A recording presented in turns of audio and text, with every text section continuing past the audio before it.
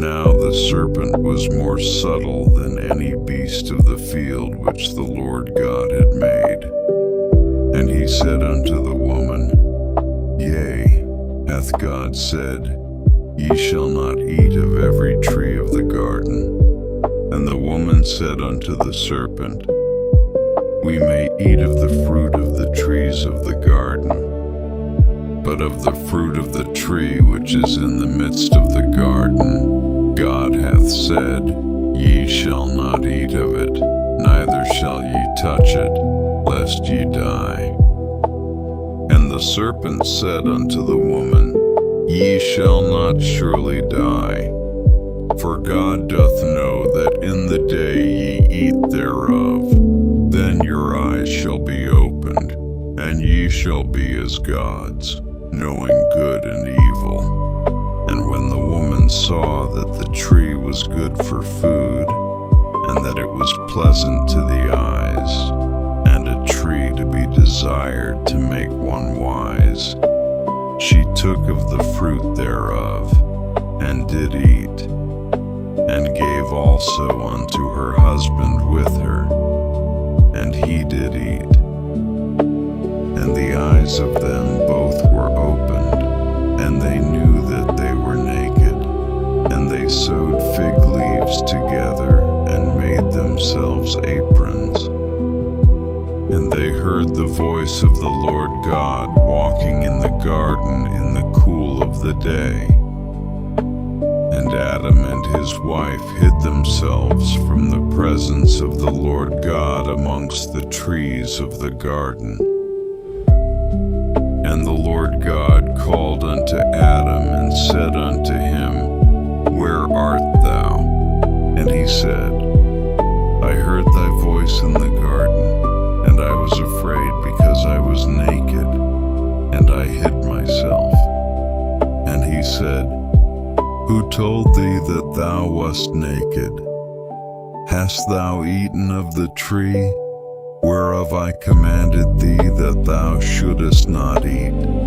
And the man said, The woman whom thou gavest to be with me, she gave me of the tree, and I did eat. And the Lord God said unto the woman, What is this that thou hast done? And the woman said, The serpent beguiled me, and I did eat. And the Lord God said unto the serpent, Because thou hast done this, thou art cursed above all cattle, and above every beast of the field. Upon thy belly shalt thou go, and dust shalt thou eat all the days of thy life. And I will put enmity between thee and the woman, and between thy seed and her seed.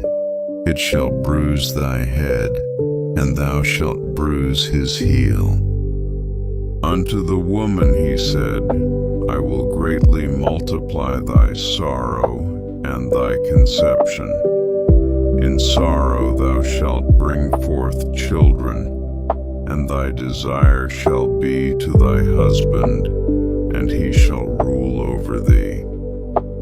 And unto Adam he said, Because thou hast hearkened unto the voice of thy wife, and hast eaten of the tree of which I commanded thee, saying, Thou shalt not eat of it. Cursed is the ground for thy sake.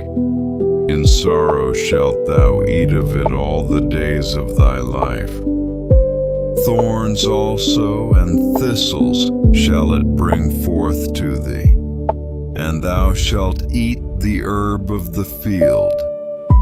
In the sweat of thy face shalt thou eat bread, till thou return unto the ground. For out of it wast thou taken, for dust thou art, and unto dust shalt thou return.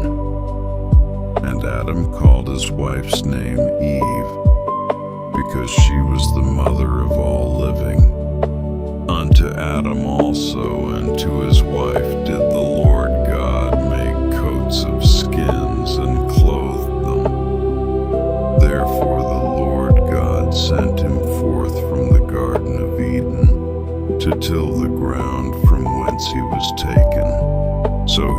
drove out the man. And he placed at the east of the Garden of Eden cherubims, and a flaming sword which turned every way, to keep the way of the tree of life.